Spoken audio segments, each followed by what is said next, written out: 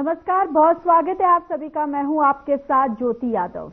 हरियाणा में लोगों की समस्याओं को सुनने के लिए शुरू किए गए समाधान शिविरों के संबंध में समीक्षा बैठक की गई है, जिसकी अध्यक्षता सीएम नायब सिंह सैनी ने की है। इस दौरान वीडियो कॉन्फ्रेंसिंग के माध्यम से लंबित मामलों की जांच को लेकर अधिकारियों से चर्चा की गई। साथ ही अधिकारियों को लोगों की शिकायतों के तेज गति से निपटारा करने के लिए और जरूरी दिशा निर्देश जो है वो दिए गए हैं।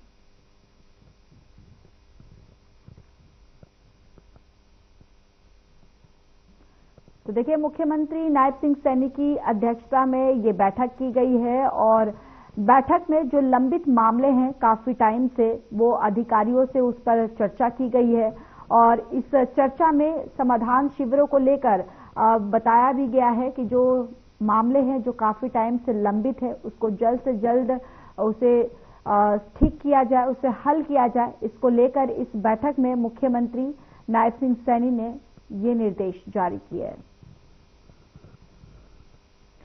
मंडियों में फसल की आवक लगातार जारी है, जिस पर नायब सिंह सैनी का बयान सामने आया। सीएम सैनी ने कहा कि मंडियों में नॉन स्टॉप सरकार की तैयारी पूरी है और अधिकारियों को आदेश दिए गए हैं कि 48 घंटे में उठान और किसानों के खातों में पैसा देना सुनिश्चित करें। हुई है, चाहे बारदाने को लेकर के है, चाहे उठान को लेकर के है, और हमने ये भी कहा है कि 48 घंटे के अंदर किसान के खाते के अंदर पैसा चले जाएगा। जो ही जो फार्म कटेगा, उठान होगा, उठान होते ही किसान के खाते में पैसा जाएगा। और व्यवस्थाएं हमने की कई बार, क्योंकि आजकल मशीनी युग है और मशीनी युग के कारण बहुत ज्यादा मात्रा के अंदर तुरंत किसान अपनी फसल को काट करके मंडी के अंदर पहुंचा देता है। थोड़ी अस्त व्यस्त जरूर होता है, अस्त व्यस्त क्योंकि दबाव बन जाता है एकदम से, उसके कारण थोड़ी सी अस्त व्यस्तता सी होती है। परंतु फिर भी हमने कहा है अधिकारियों को कि इसके ऊपर जरूर हम काबू पाएं। और किसानों से भी अपील है, क्योंकि ये सीजन ये लगभग 2-2.5 महीने चलता था और अब ये 10-15 दिन का रह गया। कहाँ 2.5 महीने का सीजन और कहाँ 10 दिन का सीजन, व्यवस्था तो बिगड़ती है ना। तो उसके अंदर धैर्य से हमारे किसान भाई भी काम लें और सरकार बिल्कुल किसानों के साथ मजबूती से खड़ी है, कोई दिक्कत परेशानी नहीं। इंद्रिय अनाज मंडी में पहुंची गेहूं की ढेरी में अधिक नमी होने के कारण गेहूं की खरीद नहीं हो सकी।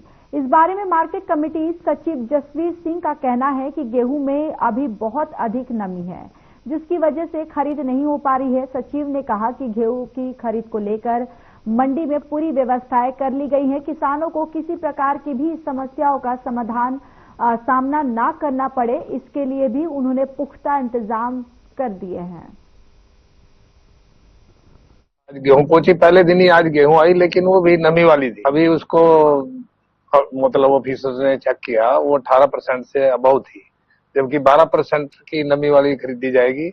इसलिए किसान भाइयों से मेरी भी अपील है, अभी वो अपना नमी वाला माल मत लाएं। अभी कम से कम 10 तारीख तक कंबाइन से काटने की गेहूं नहीं होगी, क्योंकि मौसम ठंडा है अभी रात को। इसलिए जो माल सूखा होगा उसी टाइम लेकर आए, ताकि मंडी में किसी तरह की व्यवस्था ना हो। मंडियों में व्यवस्था कैसी है अभी?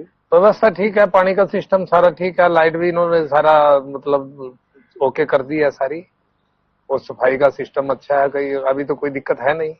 नाम तो सकुमर ट्रेडिंग कंपनी। अच्छा, तो ये कितने एकड़ की गेहूं? 1 एकड़ की। 1 एकड़ की है। जी। नमी है काफी अभी? हाँ, भी नमी है जी। अच्छा, कारण क्या लग रहा है, जल्दी काट दी गई है? जिम्मेदार ने कुछ उसमें फसल उगानी होगी तो इसलिए जल्दी काट दी, वैसे अभी इसमें थाम थी। अच्छा जी। तो एवरेज वगैरह क्या मान रहे हैं अभी?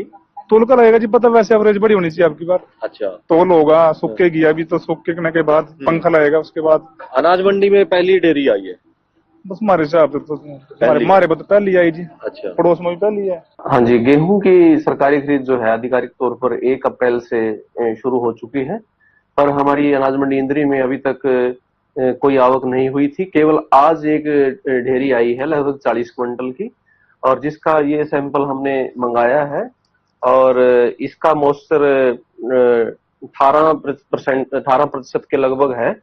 अभी नमी बहुत ज्यादा है, जबकि सरकार की तरफ से 12% जो नमी वाली है वो एमएसपी पे खरीदी जाएगी। अभी खरीद को लेकर के सारी तैयारियां मार्केट कमेटी द्वारा पूरी कर ली गई हैं। जैसे मंडी में साफ सफाई की व्यवस्था, लाइट सारी रिपेयर हो चुकी हैं और पीने के पानी के लिए 7 वाटर कूलर हैं। फरीदाबाद की सूरजकुंड क्षेत्र के अंतर्गत आने वाले अरावली वन क्षेत्र में बने हुए अवैध निर्माणों पर सुप्रीम कोर्ट के सख्त आदेशों के बाद वन विभाग और नगर निगम की संयुक्त टीम ने तोड़फोड़ कार्रवाई को अंजाम दिया, जिसके तहत करीब आधा दर्जन अवैध फार्म हाउस का बैंक्वेट हॉल पर बुलडोजर का पीला पंजा चला है और उन्हें जमींदोज कर दिया गया है। तो वहीं कानून व्यवस्था के लिए भारी पुलिस बल मौके पर तैनात रहा। इस तोड़फोड़ कार्रवाई से कुछ बैंक्वेट और फार्म हाउस के संचालक नाराज दिखाई दिए और इस कार्रवाई को राजनीति के तहत द्वेष भावना से की गई कार्रवाई का करार दिया।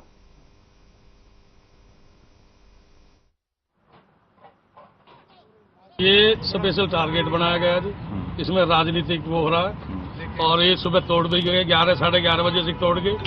फिर अफसर जो ऐसा नहीं है कि अफसर नेता की मानेगा, अफसर दोनों तरफ की बातें करते हैं। उन्होंने बता दिया कि हमारे पास ऊपर से फोन आया जी, इसलिए आपको दोबारा तोड़ना। ये पिछली साल भी मेरा जनवरी में टूटा गया था, इसका स्टे भी है और हाई कोर्ट में इसका केस भी चल रहा है। 18 अप्रैल की मेरी डेट भी है, जमीन के पेपर भी है। तो क्या मानते हैं कहाँ से कौन सी राजनीति किसका फोन आया हमें पता लगे तो बता खुलाम बता दें हम किसका फोन आया जी। फिर भी आपस में कुछ ना कुछ जैसे कैलाश बैसला जी का बताया जा रहा है। नहीं, कैलाश बैसला जी का ही है क्योंकि फार्म तो, मगर कैलाश बैसला जी को ये थोड़ी कहता है कि भाई मेरा ही तोड़ो, सबके न मत तोड़ो, जिमखाने क्लब से चालू करो, हम अपने आप तोड़ लेंगे, अपने आप हटा लेंगे अपना। ये सुप्रीम कोर्ट का ऑर्डर आया है 2022 में, उन्होंने डायरेक्शन दी हुई है फॉरेस्ट डिपार्टमेंट और कमिश्नर ऑफ पुलिस को और अपने एमसीएफ को कि जितने भी फॉरेस्ट लैंड में इलीगल कंस्ट्रक्शन हो रहे हैं, सेक्शन 4 और 2 जिस पे लागू हो रहा है, वहाँ जितनी भी इलीगल कंस्ट्रक्शन है सारे रिमूव करके स्टेटस रिपोर्ट फाइल करनी है। तो उसी आदेश के तहत ही सारी कार्रवाई की जा रही है और इनको नोटिस दिए गए हैं। इससे पहले पूरी मौका दिया गया है, इनको पूरा टाइम दिया है कि अपना इंक्रोचमेंट खुद हटा लें, पर इन्होंने कोई ना तो नोटिस का जवाब दिया ना इंक्रोचमेंट आई और मजबूरन हमें ये कार्रवाई करनी पड़ी है। कुल कितने जो अभी और भी हैं क्योंकि आज टाइम ज्यादा हो गया, कई कार्रवाई करी है और पुलिस प्रशासन भी है, अपने जो कमिश्नर साहब है उन्हें और भी कोई प्रशासनिक कार्य करने हैं। तो आज हमने आज की कार्रवाई यहीं तक स्थगित कर दी है और इसके बाद आगे कार्रवाई करी जाएगी।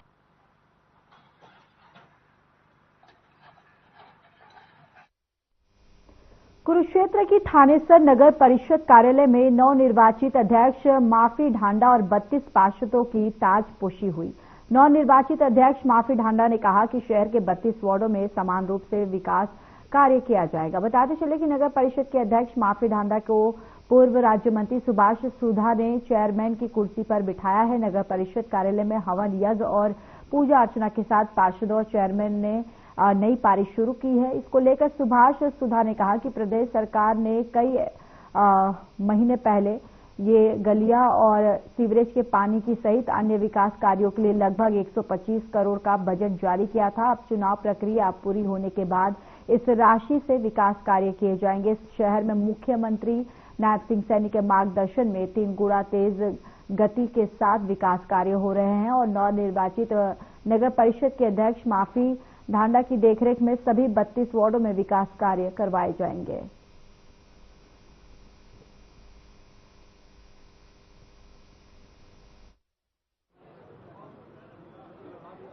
भारतीय जनता पार्टी की हमारी मेयर बहन माफी ढांडा जी को और हमारे जितने भी पार्षद हैं सभी को भारी मतों से है जिताकर भेजा। 69,000 वोटों में से 33,000 की लीड अपने आप में दर्शाती है कि लोग किस प्रकार से लोगों का जो मन था वो भारतीय जनता पार्टी के साथ था। आदरणीय मोदी जी की जो नीतियां हैं, आदरणीय नायब सैनी जी की जो नीतियां हैं, उन्हें घर घर पहुंचाने के लिए सभी हमारे पार्षद, सभी हमारी बहन, हमारी चेयरमैन है माफी ढांडा जी, सभी लोग जो है यहाँ पर बैठे हैं और सभी का यही प्रयास रहेगा कि घर घर तक जिस प्रकार से हम नीतियां सरकार की, केंद्र की और राज्य की पहुंचा सकें, सब लोग प्रयास करेंगे। और जो विकसित भारत का सपना मोदी जी ने देखा है 2047 तक विकसित करने का, तो हम प्रयास करेंगे उससे पहले विकसित कुरुक्षेत्र हमको करके दे दें। ये हम सभी का पूरी टीम का प्रयास रहेगा। और आदरणीय नायब जी ने जो सपना देखा है कुरुक्षेत्र को लेकर, आदरणीय सुधा जी ने सपना देखा है, ये पूरी जो टीम बैठी है उस सपने को पूरा करने के लिए दिन रात एक करेगी। थानेसर की जनता का धन्यवाद करना चाहती हूँ। आज हमारे बीच माननीय मुख्यमंत्री श्री नायब सिंह सैनी जी, पिता सुंदर सुभाष सुधा जी, भाई साहिल सुधा जी, मैडम उमा सुधा जी और 32 के 32 पार्षद समय हाथ जोड़कर दिल की गहराई से धन्यवाद करती हूँ। मैं थाने से जनता का भी बहुत बहुत धन्यवाद करती हूँ जिन्होंने मुझे इतना आशीर्वाद प्यार देकर मुझे इस लायक समझा। ये सौभाग्य की बात है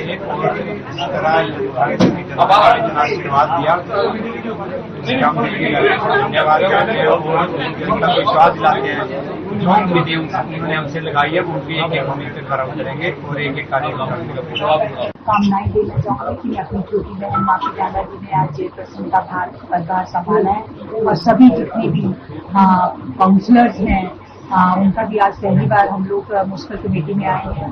मैं दिल की गहराइयों से उनका भी हार्दिक स्वागत करती हूँ और इस चीज का विश्वास दिलाती हूँ कि सभी पार्षदों से यही निवेदन करती हूँ कि जनता ने बड़ा विश्वास बहुत अपेक्षाएं रखकर आप लोगों को चुना है और मैं चाहूंगी कि वैसे तो सब देखने को मिल रहा है, मेरी जितनी चाहे मेरी महिलाएं पार्षद बनी है या जितने भी पार्षद बने हैं सभी के अंदर बहुत अच्छा जोश है।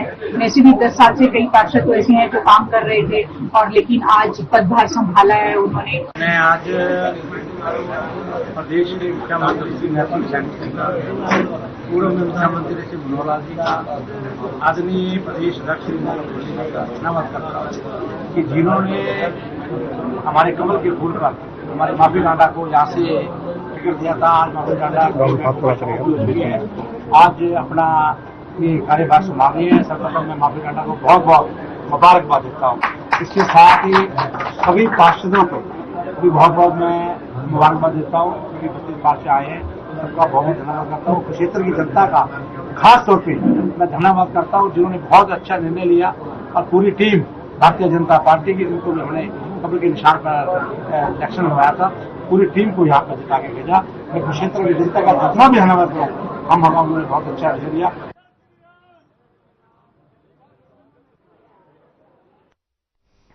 खबर रतिया से है जहां गांव में चिट्टे जैसे नशे की हो रही तस्करी को लेकर नशा माफिया द्वारा गांव में धड़ल्ले से नशा बेचा जा रहा है। युवा पीढ़ी इस नशे की गिरफ्त में फंसकर अपनी जिंदगियां तबाह कर रही है, जिससे कई युवाओं की मौत भी हो चुकी है, जिसको लेकर रतिया में कई गांव के लोगों ने मोर्चा खोल दिया है और पगड़ी संभाल जट्टा किसान संघर्ष समिति के बैनर तले एक महापंचायत हुई।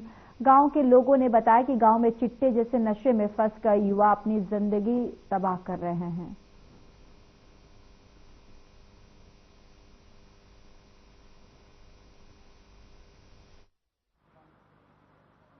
एजेंडा ये नशे का मुख्य एजेंडा, क्योंकि रतिया इलाके के अंदर नशा जो घर घर बिक रहा है और रोज मौतें हो रही है नौजवानों की। जो प्रशासन है यहाँ के कुंभ करने की नींद सोया हुआ है, तो हर गांव के अंदर नशा है और जो नशे के कारोबारी है वो इतने उनके हौसले बुलंद है कि उनके खिलाफ कोई डरता शिकायत भी नहीं देता, क्योंकि शिकायत देने वाले के खिलाफ है वो मोर्चा खोलते हैं और प्रशासन कोई मदद नहीं करता। तो इसलिए आज हम मेन मुद्दा नशे का है। देखिए ये कहाँ शहर है सभी को पता है, सरकार इसमें रली मिली है और पिछले 1 महीने में रतिया की बात करें तो लगभग 15-20 मौतें हो गई हैं। एक एक गांव में 2-2 लड़के 3-3 लड़के नौजवान जो इस चिट्टे की गिरफ्त में मर चुके हैं और आने वाला समय जो एक चिंता है हमारे नौजवानों को इस लत से बचाने की जरूरत है। हम आपके माध्यम से सभी लोगों से भी समर्थन की उम्मीद करेंगे। मैं मेरे वीर आए ने ਅਸੀਂ बहुत ज़्यादा दुखी हैं। ਅਸੀਂ इस नशे की लांघना देख के साथों नहीं जरे जाता। जवान मावां दे पुत्त अज जान लग रहे हैं इस दुनिया को। बहुत ही बुरा हाल है, बहुत मंदा हाल है। ਅਸੀਂ प्रशासन तो यही मंग चाहते हैं कि साडा प्रशासन कुछ ना कुछ साडी। आज ये जो प्रदर्शन कर रहे हो, अपना रोष दिखा रहे हो, ज्ञापन देना है, की मामला क्या है? मामला नशे पर है जी। हाँ, नौजवान बहुत मर रहे हैं। हाँ, मेरे घर को भी सेहत लग चुका है इस चीज से। आपके कौन? मेरे बेटा। हाँ, मेरे को ही पता है कितनी दिक्कत आती है। इसको बंद होना चाहिए। पूरा बिक रहा है नशा? पूरा जोर शोर से प्रशासन की निगाह में बिक रहा है। कोई कार्रवाई नहीं? कोई कार्रवाई नहीं। इसको लेकर कोई सूचना दी अपने पुलिस प्रशासन को किस तरह की? प्रशासन को वैसे ही पता है। स्टोरी लंबी है, टाइम ज्यादा लग जाएगा। नहीं बताओ, जो बात है अपनी बात तो बताओ ना, पता चले हमें भी। कोरोना किस टाइम आया था? 1920 में आया था। हाँ हाँ। 1920 में मैं घर से बाहर निकल रहा था रात के 2 बजे, खेत जा रहा था। हाँ जी। लठेरा गांव जी, हाँ। बामण वाला। हाँ। मैं बामण वाले हल्के का रहने वाला हूँ जी, निर्मल सिंह। मेरे गांव में जी बहुत 20-25 मौत हो चुकी हैं जी, बामण वाले में। कि सरकार ਨੂੰ पता नहीं गा भी उत्थे की विक रहा, की कास नाल मौत हो रही ने जी। लठेरे गांव में मेरे आज एक मरीज ਨੂੰ लेके गए ने जी, जो बच जी तो ठीक है, मैनू कोई उसकी वो बेचारा बीमार ही रहता, बहुत बुरा हाल है जी। कल्ला कल्ला लड़का जी, कमरजीत सिंह उसका नाम जी, उसका नाम। हम वैसे तो हर गांव में अवेयरनेस कर रहे हैं, विलेज वाइज अवेयरनेस चल रही है और जगह जगह हम रेड भी करते रहते हैं। जिनकी शिकायत आती है उन पर रेड करते हैं और इनके मुकदमे हम दर्ज कर रहे हैं जो नशा बेच रहे हैं। और इस संबंध में अब कुछ नशे की शिकायतें हमारे पास आ रही है तो हम उस पर काम कर रहे हैं और अपने मुखबिर के हिसाब से हम उनको पकड़ रहे हैं। तो इसको लेकर क्या जागरूकता की कमी है? किस तरह कोई अगर जागरूकता की कमी है तो ऐसे कोई शिविर लोगों को जागरूक भी किया जाएगा पुलिस के द्वारा? हाँ, जागरूक हम विलेज टूर भी करे हैं और गाँवों में जाकर अवेयरनेस करें नशे के बारे में। मैं खुद भी कर रहा हूँ, SHO भी कर रहे हैं, हमारे SP मैम फतेहाबाद है आस्था मोदी जी, वो भी awareness village tour. Doctor Ambedkar committee शामिल हुई जिहदे विच पूरी पंचायत पूरा पिंड दे इलाके दे लोग इकट्ठे हुए। की मैटर की सी पंचायत च? मेन मैटर नशे दा सीगा। हाँ। क्योंकि पिछले मेरा ख्याल 5-4 सालों तो मौतां दा बच्चों दी हो रही हैं, जिहड़े 16, 17, 18 साल के 20 साल के बच्चे उन्हां दी मौतां हो रही हैं। ਤੁਹਾਡੇ ਪਿੰਡ भी ਹੋਈਆਂ ਨੇ? हाँ जी, साडे भी हो गईयां। एक तो हुण ताजी हुई है, बस ਇਹ ਹੈ ਵੀ ਸਾਡੇ ਲੋਕ ਉਹਦੇ 'ਚ ਬਦਨਾਮੀ ਸਮਝਦੇ ਆ ਵੀ ਜੇ ਕੋਈ ਸਾਹਮਣੇ ਆਉਂਦਾ ਤਾਂ ਇਸੇ ਕਰਕੇ ਉਹ ਮਾਮਲਾ ਪ੍ਰਸ਼ਾਸਨ ਦੇ ਸਾਹਮਣੇ ਨਹੀਂ ਆਉਂਦਾ ਵੀ ਇਹ ਮੌਤ ਨਸ਼ੇ ਨਾਲ ਹੋਈ ਹੈ ਜਾਂ ਨੈਚੁਰਲੀ ਹੋਈ ਹੈ। ਉਹਨੂੰ ਨੈਚੁਰਲੀ ਮੌਤ ਸਮਝਿਆ ਜਾਂਦਾ ਹੈ ਵੀ ਇਹ ਤਾਂ ਵੈਸੇ ਹੀ ਹੋਗੀ, ਪਰ ਜਿੰਨੀਆਂ ਵੀ ਮੌਤਾਂ ਬੱਚਿਆਂ ਦੀ ਹੋ ਰਹੀਆਂ ਟੋਟਲ ਇਹਦੇ ਵਿੱਚ ਮੇਰਾ ਖਿਆਲ 80% ਬੱਚੇ।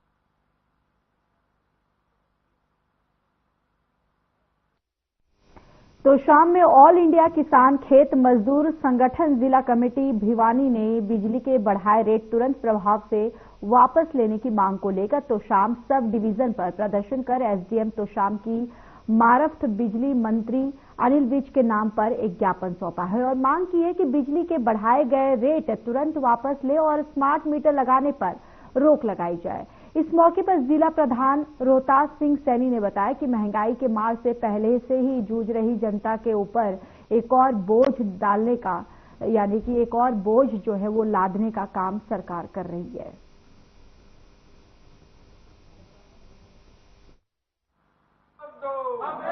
बिजली के दाम जैसे बढ़ा दिए गए, तो इससे पहले भी बिजली के दाम बढ़ाए गए थे, तो इसके लिए आम जनता के ऊपर और किसानों के ऊपर बहुत भारी बोझ इसका महंगाई का जैसे पड़ेगा।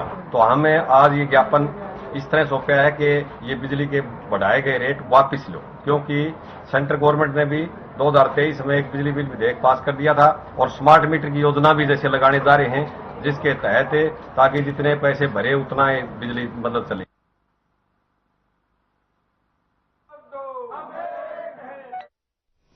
फरीदाबाद की लघु सचिवालय को उड़ाने की धमकी भरा मेल मिलने से प्रशासन में हड़कंप मच गया है। हालांकि जांच के बाद कोई संदिग्ध वस्तु नहीं मिली, जिससे ये मेल फर्जी होने की आशंका जताई जा रही है। फरीदाबाद के उपायुक्त विक्रम सिंह यादव ने कहा कि जिससे भी ये धमकी भरा मेल भेजा है उसके खिलाफ सख्त कानूनी कार्रवाई की जाएगी।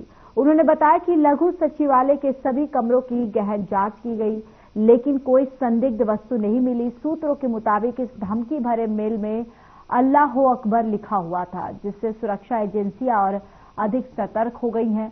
तो वहीं साइबर टीम इस मेल की जांच में जुट गई है और जल्द ही आरोपी को पकड़ने की बात की जा रही है।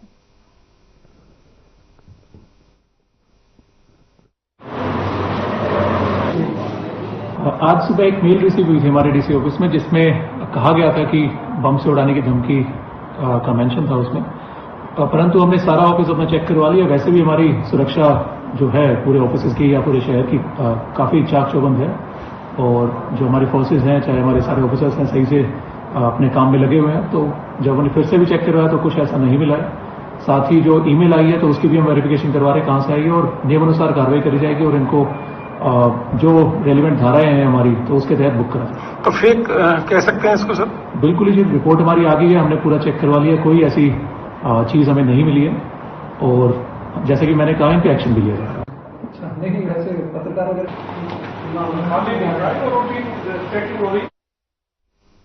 फरीदाबाद के डीसी विक्रम सिंह यादव ने धमकी भरे मेल भेजे जाने को लेकर बताया कि जिसने भी लघु सचिवालय को उड़ाने की धमकी देकर मेल भेजा है उसके खिलाफ नियम के अनुसार सख्त कार्रवाई की जाएगी।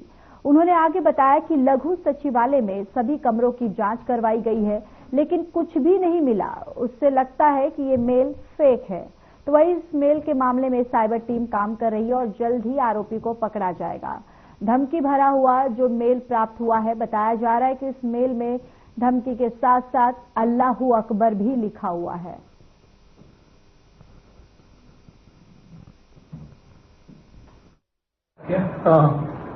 मेल रिसीव हुई थी हमारे डीसी ऑफिस में, जिसमें कहा गया था कि बम से उड़ाने की धमकी का मेंशन था उसमें, परंतु हमने सारा ऑफिस अपना चेक करवा लिया। वैसे भी हमारी सुरक्षा जो है पूरे ऑफिस की या पूरे शहर की काफी चाक चौबंद है और जो हमारी फोर्सेज हैं, चाहे हमारे सारे ऑफिसर्स हैं, सही से अपने काम में लगे हुए हैं। तो जब हमने फिर से भी चेक करवाया तो कुछ ऐसा नहीं मिला है। साथ ही जो ईमेल आई है तो उसकी भी हम वेरिफिकेशन करवा रहे हैं कहां से आई है और नियमानुसार कार्रवाई करी जाएगी और इनको जो रेलिवेंट धाराएं हैं हमारी तो उसके तहत बुक करा। तो फेक कह सकते हैं इसको सर? बिल्कुल ही, रिपोर्ट हमारी आ गई है, हमने पूरा चेक करवा लिया, कोई ऐसी चीज हमें नहीं मिली है और जैसे कि मैंने कहा इन पे एक्शन भी लिया है। तो क्या आप सारे इकट्ठे हो रखे हैं यहाँ पे? हाँ, नीचे बैठे हैं। अच्छा, नहीं वैसे पत्रकार वगैरह भी सारे रखे हैं। हाँ। सिरसा में लोक निर्माण एवं भवन और सड़क निर्माण विभाग के ठेकेदारों की बड़ी लापरवाही सामने आई है, जहां रामिया चुंगी रोड बनाने के लिए करीब 1 महीने पहले ही टेंडर पास कर दिया गया था। सिरसा के विधायक गोकुल सेतिया की दखल के बाद रोड बनाने के लिए टेंडर पास किया गया था। करीब 20 दिन बाद यानी कि 20 दिन बीत जाने के बाद भी सड़क का निर्माण नहीं हो पाया है, जिसको लेकर विधायक गोकुल सेतिया ने विभाग के ठेकेदार प्रमिल को फोन कर जमकर फटकार लगाई है।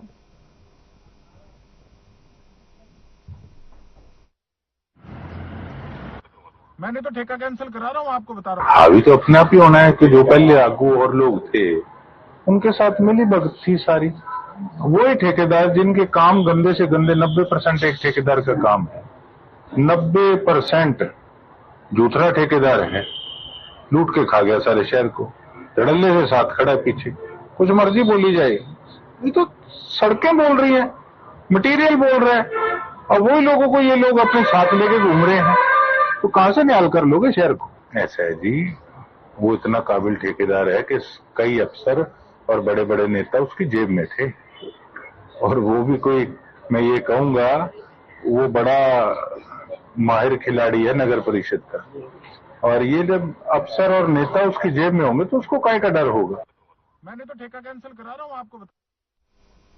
चलिए खबरों में आगे बढ़ते हैं। लंबे समय से जिन हरियाणा ओलंपिक गेम्स का आयोजन नहीं हो रहा है उसे अब एक बार फिर से शुरू करने की कवायद तेज हो गई है। जल्दी हरियाणा ओलंपिक संघ हरियाणा ओलंपिक गेम्स का आयोजन करवाएगा और इतना ही नहीं, खेल और खिलाड़ियों को बढ़ावा देने के लिए भी कई तरह के प्रयास किए जाएंगे। ये कहना है हरियाणा ओलंपिक संघ के अध्यक्ष उपाध्यक्ष अनिल खत्री का। अनिल खत्री बहादुरगढ़ में पत्रकारों से बातचीत करते हुए उन्होंने कहा कि यह पहुंचने पर खेल प्रेमियों ने जोरदार स्वागत किया उनका और मौके पर अनिल खत्री ने हरियाणा ओलंपिक संघ के उपाध्यक्ष बनाए जाने पर मुख्यमंत्री नायब सिंह सैनी, केंद्रीय मंत्री मनोहर लाल खट्टर और हरियाणा स्विमिंग एसोसिएशन के अध्यक्ष सांसद धर्मवीर का भी आभार जो है उन्होंने व्यक्त किया है।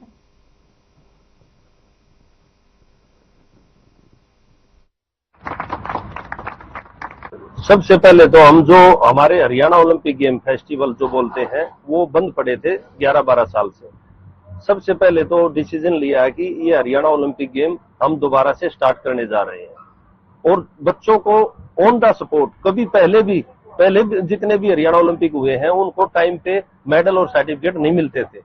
हमने ये डिसीजन लिया है कि ऑन द सपोर्ट सभी बच्चों को मेडल, सर्टिफिकेट और उनकी किट वगैरह ऑन द सपोर्ट दी जाएगी। और ये इतनी अच्छी जो टीम बनाई है हरियाणा गवर्नमेंट ने, और अपना मैं धन्यवाद करना चाहता हूं सबसे पहले हमारे जो कैबिनेट मंत्री सेंटर के अपने खट्टर साहब का, उनका धन्यवाद करना चाहता हूं और हमारे नायब सिंह सैनी जो मुख्यमंत्री हरियाणा सरकार है उनका धन्यवाद करना चाहता हूं।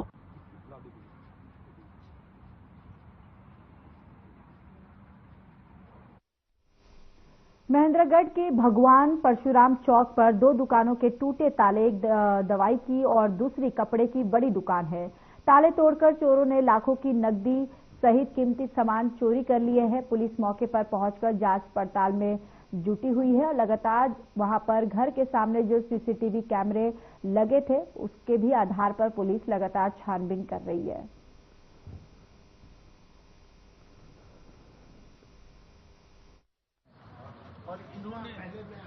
और हमारी कपड़े का शोरूम है बिशन दयाल विजय कुमार के नाम से, और मुझे सुबह 5 बजे सूचना मिली रवि ज्वेलर्स से कि आपकी दुकान का शटर टूटा हुआ है और उठा हुआ है। तो उसके 5 मिनट के अंदर 4 मिनट के अंदर हम यहाँ पहुंच गए। तो हमने देखा कि शटर को तोड़ा हुआ है और बहुत मजबूत शटर है, फिर उसको तोड़ा हुआ है। और नुकसान क्या हुआ है अभी हमें पता नहीं, क्योंकि अंदर जाके हमने देखा नहीं है।